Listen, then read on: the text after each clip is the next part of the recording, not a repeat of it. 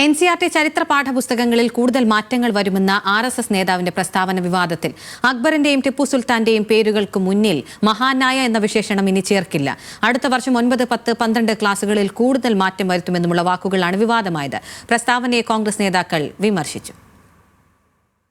Orange city literature ഫെസ്റ്റിവലിലെ സംവാദത്തിലാണ് RSS നേതാവ് സുനിൽ അംബേദ്കർ NCERT സിലബസ് തിരുത്തലുകളെ ന്യായീകരിച്ചത്.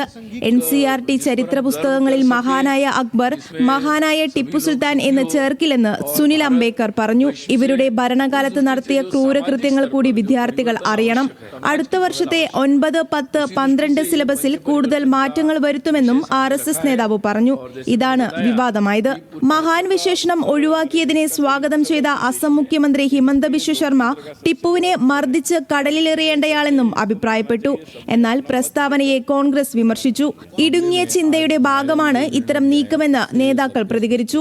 NCERT സിലബസ് പരിഷ്കരണം തീരുമാനിക്കുന്നത് RSS നേതാവാണോ എന്നും കോൺഗ്രസ് നേതാക്കൾ ചോദിക്കുന്നു.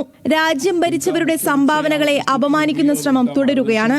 അവസാന മുഗൾ ചക്രവർത്തിയെ വധിച്ച് മക്കളുടെ തല തളികയിൽ വെച്ച് അപമാനിച്ചവരാണ് ബ്രിട്ടീഷുകാർ.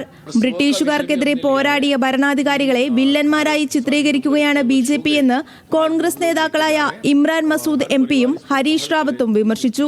National desk, news Malayalam.